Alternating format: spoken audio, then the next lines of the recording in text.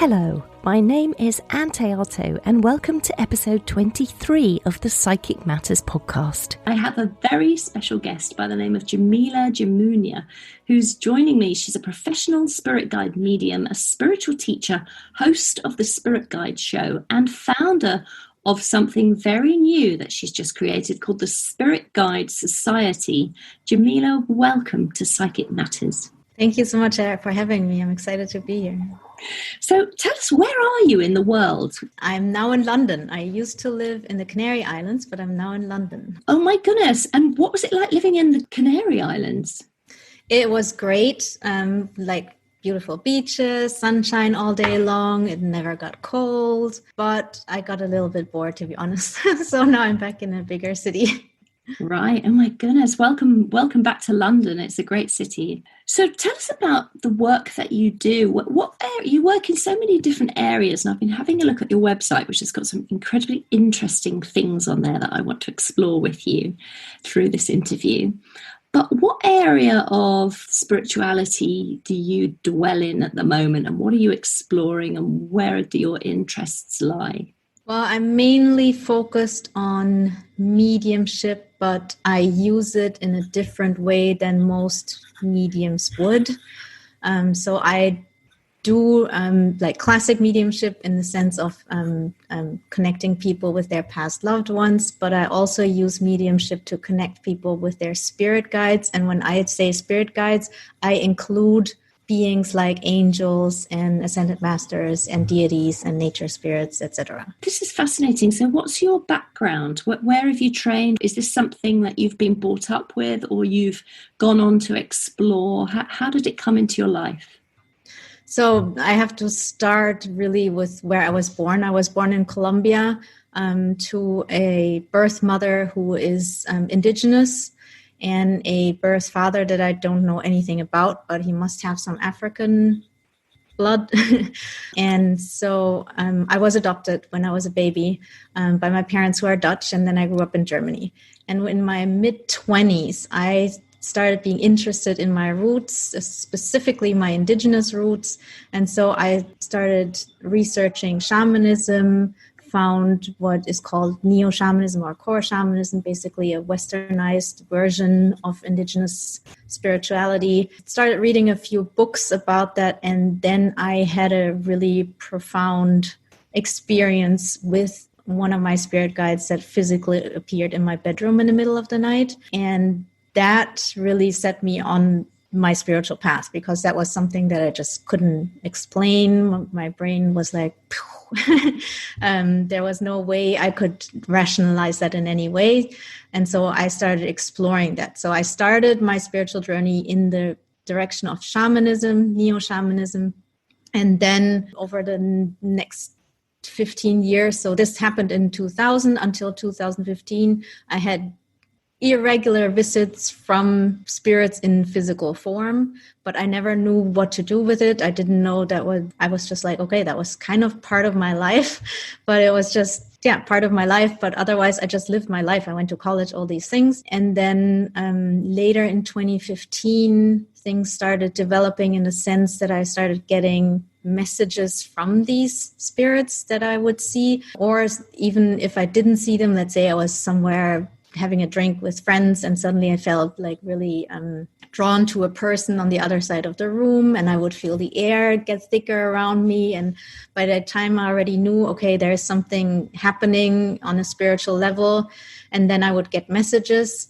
And one time I went to someone that I kind of knew. So I felt okay to go and say, listen, I'm getting this like feeling and I see these beings around you. Would you be open to hear what I have to say? And he said, yes. And I told him, I see, I think it was a wolf and an owl around you. And I think they're your spirit guides. And he said, yeah, I know. And then I was like, oh, wait a minute, there's something to this. I'm not just making this up. And that's when I got interested, like, okay, now what? And then I discovered mediumship in the spiritualist tradition. I started reading every book I could read on the subject by Gordon Smith, Tony Stockwell, all these people. And I realized that what they were doing would help me in what I experienced, that it was basically the same thing, only they were talking to basically dead people, and I was seeing other kinds of beings, but the process was the same. Like this feeling of the air change, that I would feel the air thicken, I would feel drawn to someone. All these things were described in these books. And so I realized, okay, so if I study mediumship, that will help me understand what's going on, and it will help me do something with it that helps other people. So that's what I started doing. And I started going to lots of workshops online and offline. And it took maybe not even 6 months. And then I was living in Barcelona at the time, and I woke up from a nap and got a huge download. And my guides basically asked me to start doing readings. And I was like, no, I'm not ready. I don't even know how to do that. I've never given a professional reading. And they were like, well, you're going to do it. And here's how you do it. They gave me a whole plan. You have to set up a website. This is what the website's going to look like. This is your marketing plan. This is how you're going to do promotion. You're going to do this weekly show that I still do. And just do it. And I was like, okay, I'll give it 3 days. I'll set up the website and we'll see what happens. And then before the website was even up, I had my first client. And that's how I started doing what I call spirit guide readings for people. What a background. What an incredible introduction to the work that you do. Where do we start? Let me take you back, Yamil, to that first encounter in the bedroom where you talked about it being a very profound experience. Are you able to tell us a little bit about that? What happened? Absolutely, yes. So I went to bed like normally, and I woke up in the middle of the night. I opened my eyes and I saw a man standing in the doorway of my bedroom, and he was there in full physical form. He was just like I see you if you're standing next to me. And he was wearing jeans, no socks, no shoes, no shirt, no nothing other than jeans. And he was clearly of South American indigenous descent. He had short, dark hair. And I just stared at him. I knew he wasn't I wasn't scared. I knew he wasn't like a burglar, or he wasn't threatening or anything like that. But yeah, and he stared back at me. And then he produced this red glowing orb out of nowhere, about the size of a baseball, and he threw it over to me, and I felt it land on the bed next to me. And the next thing I knew was that I blacked out, and the next morning I woke up, and immediately, even before my brain started working, even before my eyes were open, my hand started searching for that glowing orb, and I couldn't find it. And then my brain started working, and I was like, wow, what happened? And I opened my eyes and I called my friend who had started this spiritual journey with me. I told her the whole story. We couldn't figure it out. 2 days later, I was signed up with her for a workshop in shamanism. And we went, and in the workshop, we were taught how to travel to spirit worlds. This is in the tradition of Michael Harner and core shamanism. And then how to travel to the spirit world. And he said, when you go there, you will probably meet your spirit helper for the first time. That's what he called them. And when you do, they usually give you energy. And they often do it by either hugging you, and you will really feel the energy being transferred into you, or sometimes they will give it to you in form of a red orb globe. And I was like, wow, okay, so now I know that guy was my spirit guide. And I couldn't have made that up, obviously. So, so that was my introduction to the spirit world, and my introduction to my spiritual path. And did he give you a name, or does that not matter? And does he still come and see you? He did not give me a name. He does not come in physical form anymore. It took me a long time I knew, okay, this is my spirit guide, but I didn't really know what spirit guides were. I didn't know anything. It took me a while to figure out that he's my ancestral guide. And I don't know if he's really a specific person that once lived on Earth, or maybe even still does, who knows? But I think he is kind of the representation of all of my ancestors. And so that's how I communicate with him. So yes, he still communicates with me, but he doesn't appear in physical form anymore. And you spoke about having communications from other beings as well. Can you speak about what they might look like, or who these people are, these beings are? Sure. So I've also had 3 aliens in my bedroom. And when I say aliens, they really looked like they just jumped out of a Hollywood movie. So like the grays with the big heads and the big eyes and the spindly legs. And it was a similar story in the sense that I woke up in the middle of the night and I got up and wanted to leave the room. And there were these 3 aliens. And I just stared at them and they stared back and they looked just as surprised that I could see them as I was surprised that they were there. 2 were standing up. One was kneeling as if he was going to propose to someone. I don't know what he was doing. But so we just stared at each other. And then one of them came running over and touched my wrist. And I blacked out. And the next morning I woke up and I was like, whoa. But I realized right away what had happened. It wasn't actually me it was me, but not my physical body who had gotten up to leave the room. It was my astral body. And they had come over and touched my physical wrist. So my astral body would go back into my physical body, because if you touch the physical body when your astral body is out, it will immediately automatically come back in. And so apparently they didn't really want me to see them. So they touched my wrist and I got back into my body.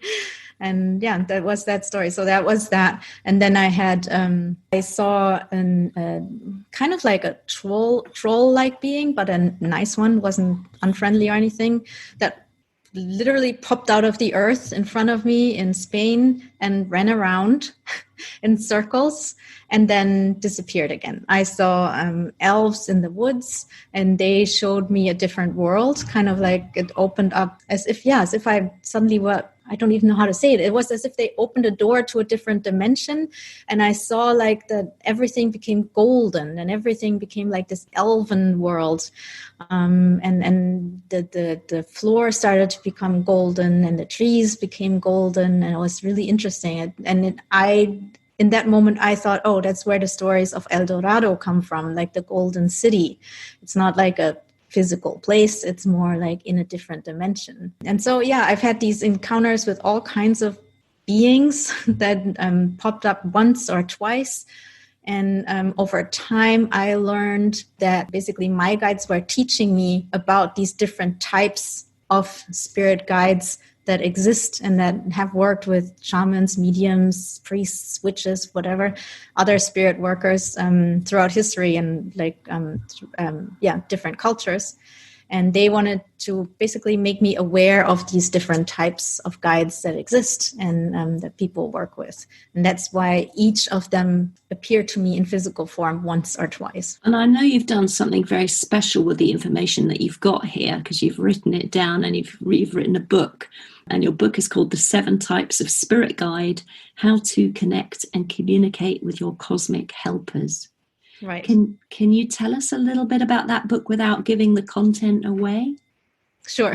So the 7 Types of Spirit Guide is, in the book, I explore these different kinds of cosmic helpers that have been shown to me and that, like I said, have communicated with shamans, etc. And it describes the specific characteristics and gifts and also challenges that come with working with these specific types. So there's a chapter on every type of guide. And in the beginning of the book, there's also an extensive quiz that helps you figure out, or at least give you an idea of what kind of spirit guide you are working with. And I think that's important for a lot of people, especially if they don't know how to connect with their guides, because if they at least know the type of guide, then they can look at history, they can look at other people, and that's also included in a book. I have like examples from different cultures and spiritual traditions, how they work with these types of guides, so that people can look at that and take it as inspiration to make a closer connection to their own personal guide. So for example, if someone has nature spirits around them, it would make sense if they go out in nature to connect with their spirit guide. If they have what I call star beings, /aliens, but I like to call them star beings. I don't want to scare people. Then it would make sense if they connect with the stars somehow, for example, through astrology or through technology. That's what they work with a lot. So if you know your type, then it's easier to figure out who your personal guide is. And that's why I include this in the book. And then in the end, the last few chapters are really about, how to connect with your personal spirit guide through a ceremony. Oh my gosh, it sounds like such a beautiful book to explore and to really get to know who guides us in this world. Thanks. So, see, this fascinates me, all these different types of spirit guides. I think personally I've touched on the shamanic work, and I know a little about power animals and the type of animals that come around me. And because I was brought up as a Roman Catholic, I know about angels and saints and ascended masters to a certain degree. But I've never really thought about star beings as being possibly somebody who guides us from the other realm. And I guess what I want to ask you, as you're such an expert on all of these wonderful helpers that we've got, how are they helping us? What are they doing, and why do we need this different variety of them? So I guess I have to start with my definition of spirit guides, because it's a little bit different from what people are used to. So my definition is that any kind of being from the higher realms that is connected to us in unconditional love and wants to help us on our spiritual path or in day-to-day life is a spirit guide. So that can be like angels, it can be ancestors, it can be animal guides, what you would call power animals, it can be star beings /aliens, it can be ascended masters or deities or nature spirits. And I think there are spirits out there that are not our spirit guides. There's a difference. That's why I say they have to be connected to us in unconditional love. But if they are our spirit guides, then I think their main purpose is really to help us align with our higher selves, find our purpose, and live our purpose in the world. And so every different type of guide does that in a different way. So, for example, ancestors help us a lot when it comes to family issues or releasing family karma or getting the next generation ready for their future. Or if it's like, for example, star beings, they oftentimes work with us, with our energetic bodies. They often work with people that bring in new technologies. I think the internet is very much influenced by star beings in that sense. And they help us bring in new energies because, our vibration changes while we travel through the universe. We go from one age to the other, like Pisces to Aquarius. And so all these different ages and times have different energies, and star beings help us bring these in.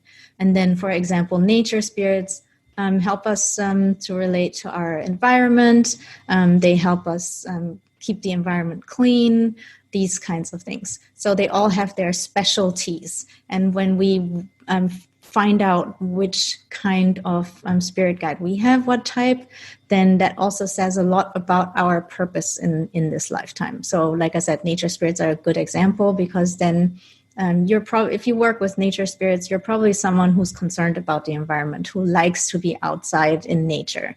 And so that gives you a clue, like, what do I want to do with my life? What is my purpose? What direction do I want to go in?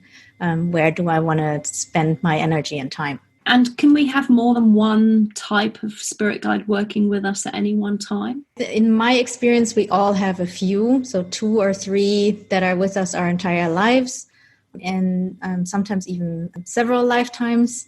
And then a few that I call experts that come and go depending on what we're going through. For example, if you're going through a divorce, that's always my example, then you might have an angel come in to help you go through that, because angels oftentimes work with our heart space, our emotions.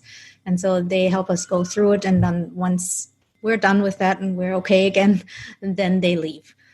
So I think we have a core team and then the experts that come and go, basically. You talked a little bit, Jamila, about shamanism, scone, potato. You talked about neo-shamanism. What is that, as opposed to shamanism? So the difference is that shamanism, first of all, shamanism is a made up word by Western anthropologists. There is such a thing as a shaman, but that's very specific to Siberia. And that's basically what they call their spirit workers, the people that talk to spirits and get help from the spirits to heal people from their community, etc. Then Western anthropologists studied these people. First, they thought they were crazy and didn't take them seriously. But later on, they thought, okay, there's something to it. And they applied this term to other spirit workers from other parts of the world.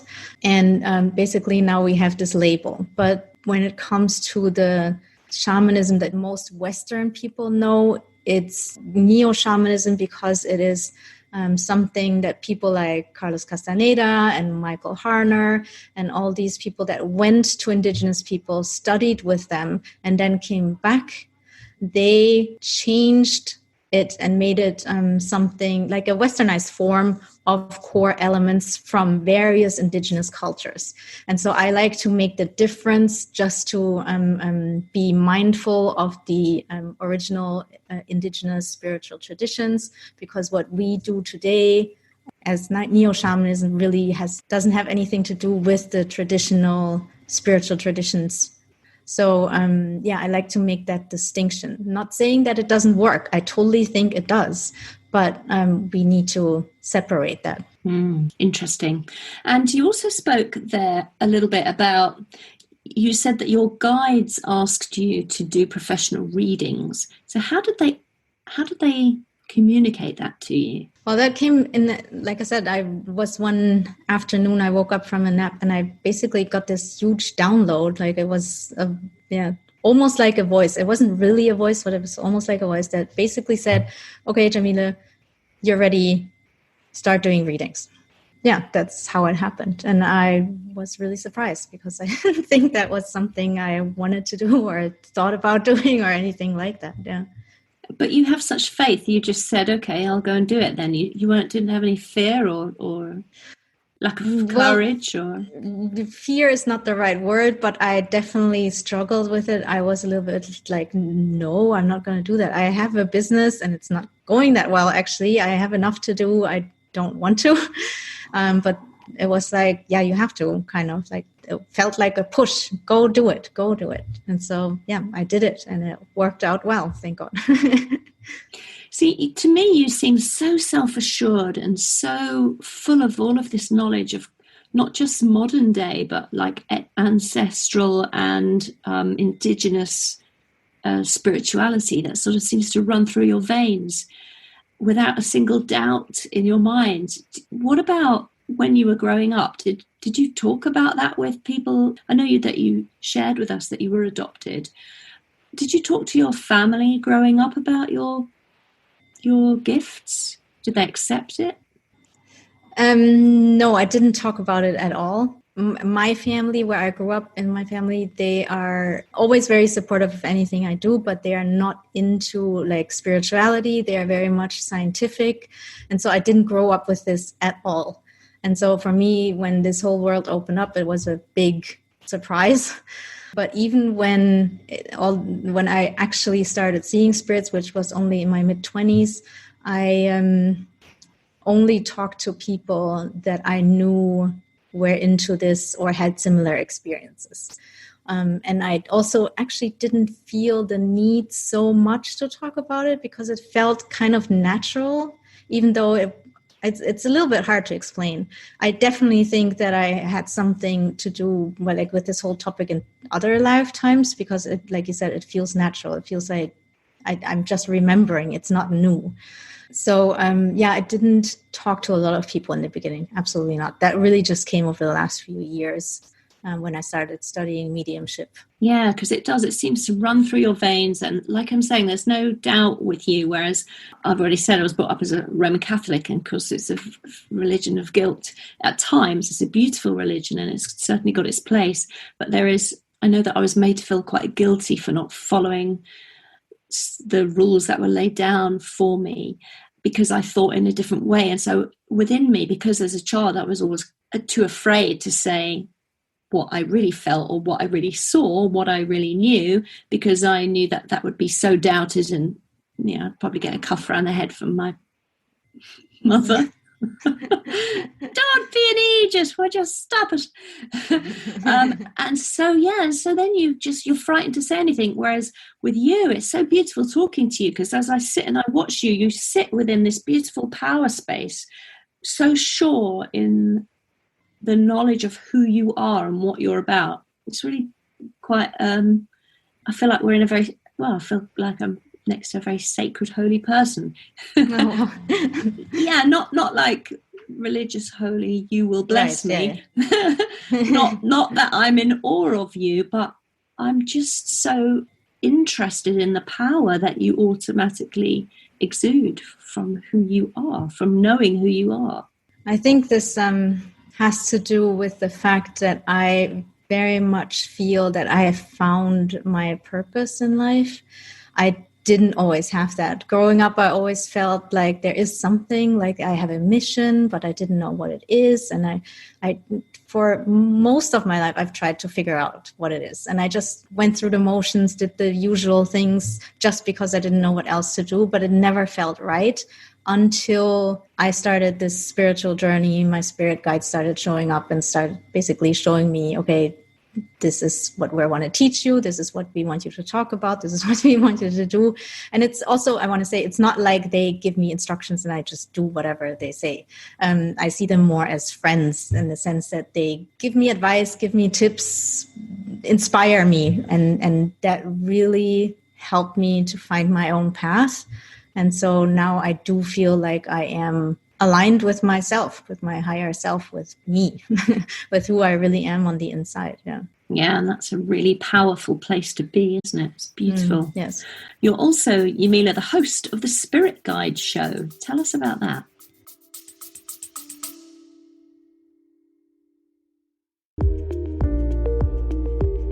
Eye-Opening Moments podcast are real-life stories of adversity, encounters, and perspectives. They are moments that can lift your spirits, give you some food for thought, or move you. For the introspective mind that likes to reflect, discover, and find solutions or meaning in a complex life, listen to Eye-Opening Moments podcasts. Yeah, so I do a weekly live show.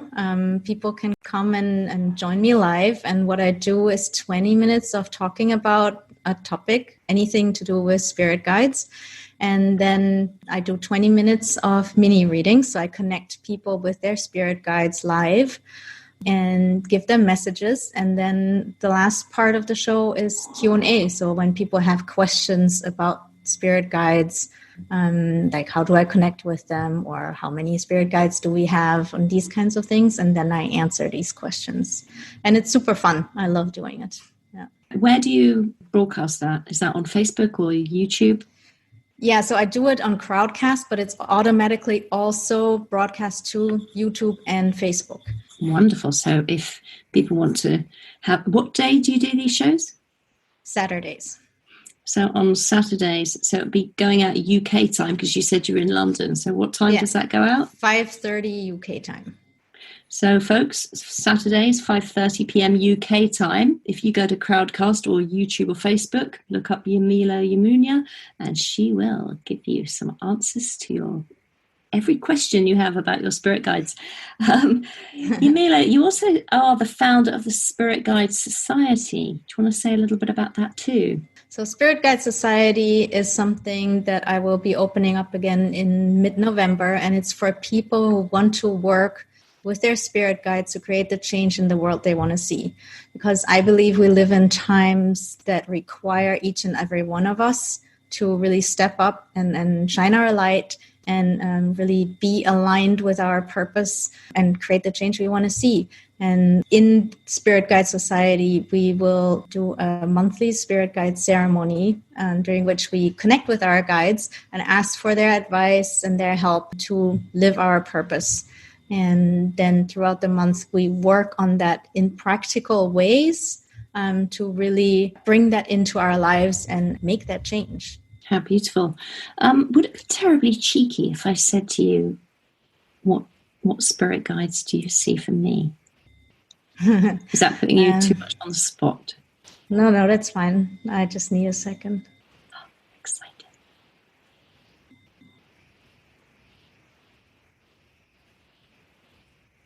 I do think you definitely have,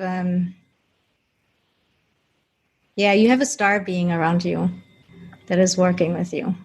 And it's definitely about bringing energies into this world from different places, energies that haven't been brought into this world yet, which is also why you're doing your podcast, because that, reaching a broader audience, and it doesn't even matter like the topic of your podcast. Well, it does matter, but it's more like a frequency that's underlying like the words. And that's really the important part that gets broadcast out into the world and reaches people.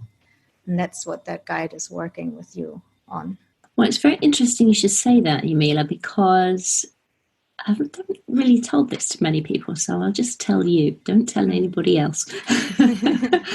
I have been channeling this being from another room. And I don't know whether it's a male or a female because it doesn't feel like either. It feels.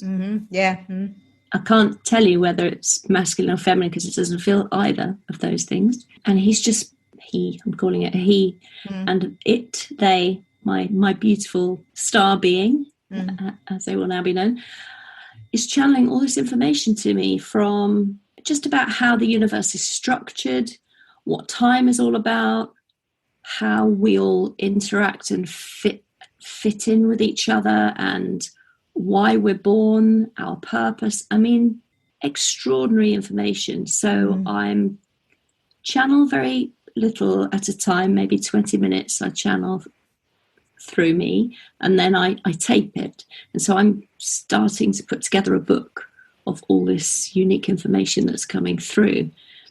But you wouldn't have known that because I haven't. No, I didn't know that. No. And I want to say a lot of star beings come in like gender neutral, like they don't. That's very typical. You also have a lot of star beings that work with people that don't want to be boxed into like one or the other gender, or people that have like expressed their sexuality differently. So yeah. That's interesting. Yeah. So, thank you so much. Oh, well, I must carry on working with him because there's a little part of me that thinks, am I slightly crazy? Is this really happening? But when you listen to those words, it can't come from, it's so extraordinary, the information that comes through. It's well, let's put it together in a book and everybody can read it. Absolutely. Exciting stuff. So you've written this beautiful book, The 7 Types of Spirit Guide. Where is that available for people to buy, Jamila? Anywhere you buy books. Amazon, Barnes & Noble, Hive, Waterstones, anywhere. So we have your book, The 7 Types of Spirit Guide, available in all major booksellers. You're doing these incredible live shows. You've founded the Spirit Guide Society. If people want to come and have a reading with you or come and talk to you, how do those readings go? Can they choose what sort of reading they want, or are you offering something very specific? I have one specific reading that I do. I call it a spirit guide reading. And how it works is basically, it's via Zoom, so you can be anywhere in the world. And how it works is that I meet with you in Zoom, and then I connect with your spirit guides. I usually close my eyes because it helps me focus. I connect with your spirit guides just like I did with you. And then I tell you what kind of spirit guide it is. Sometimes I get a name. Sometimes I get details, like if it is a human spirit guide, like clothes and these kinds of things. And then they give me messages. So sometimes, and the messages can be very different. So sometimes I get information from past lives. Sometimes I get information about purpose. Sometimes I get information about things that are going on in people's lives at the moment. And that takes a good amount of the time. And then towards the end, they usually let the client ask questions. So, and then they can ask any kind of questions they have. I always say there are no stupid questions. And then they can ask whatever they want, their spirit guides. And most of the time they give an answer. Sometimes they refuse because they say, well, no, you have to just experience it. You're here in the physical realm for a reason, to have an experience, and we can't take that away from you. Sometimes you just have to find your own path. But generally they answer questions. And what is your website? My website is thespiritguidemedium.com. It's very simple to remember, isn't it? Spiritguidemedium.com. Perfect. And so if people go to the spiritguidemedium.com, they can pick up your email and contact details and everything there. Yes. Okay, perfect. I want to ask you one other thing that I saw on your website as I was doing a little bit of research on you before our interview. And it was that you said that you were taught about business by an African goddess. Right. So that's Yemaya, the African god, or I shouldn't say African because Africa is a big continent. Yes. Yemaya comes from the region of Nigeria, and she was brought over by enslaved people to the Americas and is still being revered there. So in Brazil, she has a lot of people that still work with her. In the US, there are a lot of people. And these traditions that work with her are called Santeria or Lukumi. And I connected with her over the years. She's one of the ones that has never appeared to me in physical form. It was more like of a slow process getting to know her. And she has oftentimes helped me when it came to building my business and building my online business. And I've had a few over the years. This is just the newest one. And I've always gotten inspiration from her about that. And I was always confused about that because she is like the goddess of the ocean, of water, of like motherhood and these kinds of things. But then at some point I found out that in Santeria, they have these different paths that you can take when you work with one of the orishas. That's what they call like their goddesses, orishas. And so you can take different paths. And one of her paths is the path of the marketplace. So when she appears in the marketplace, and the marketplace is obviously where you buy and sell things, so business. And then it made sense to me that I'm basically walking that path. That aspect of her is what I'm working with. And so she's teaching me how to buy and sell things basically online. Yeah. How does that work? If I wanted to ask this beautiful lady for advice, or somebody listening, how would we be able to tune into her? So that's where I use my mediumship skills. So I use, for example, sitting in the power, which is when you sit and really focus on your own energy and really sit in your own energy for a while until you're used to your own energy. And I do it in a specific way, a little bit different from what I've learned. So I sit like I would for meditation. I sit on a chair, sometimes on the floor. I don't lie down because then I fall asleep. And I focus first on my root chakra and visualize roots growing into the earth all the way to the core, and then I breathe in the energy from the earth to stabilize myself. Then I focus on my crown chakra and connect that to the center of the universe by sending out a white pillar of light. And these two things help me stabilize myself basically in the universe. And then I focus on my third chakra and visualize a sun sitting there, because that's like where our personal power sits. And then I visualize that sun becoming bigger and bigger and bigger and filling up my entire aura and pushing out anything that is not my own personal energy. And then I just sit in my energy bubble.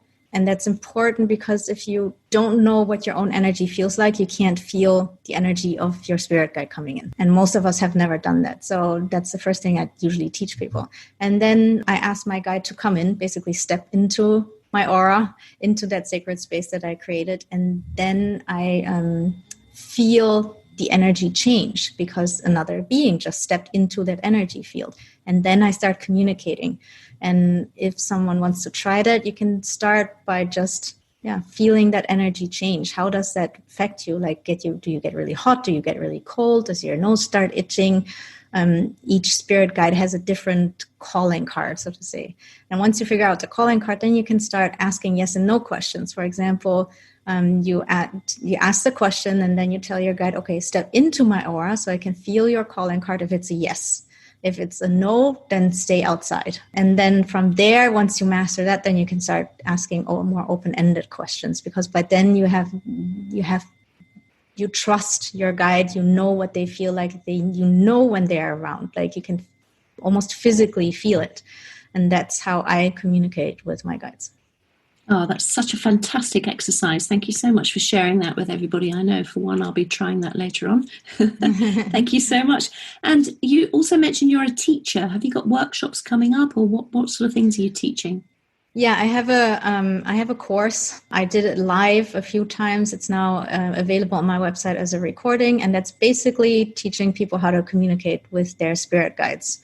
And the exercise I just explained is in there as well, and that's like 5 workshops of 2 hours. Fantastic. Jamila, thank you so much for coming on to Psychic Matters and sharing so willingly all of your incredible knowledge and your beautiful energy. And I don't know, there's just something so very special about you. I mean, I've met a lot of people in the spiritual realm doing all kinds of different work, but there's something, I'm very taken by how centered you are and how solid you are in what you're about. And I think there's a lesson in that for me somehow, to just really perhaps refocus a little or be a bit more sure.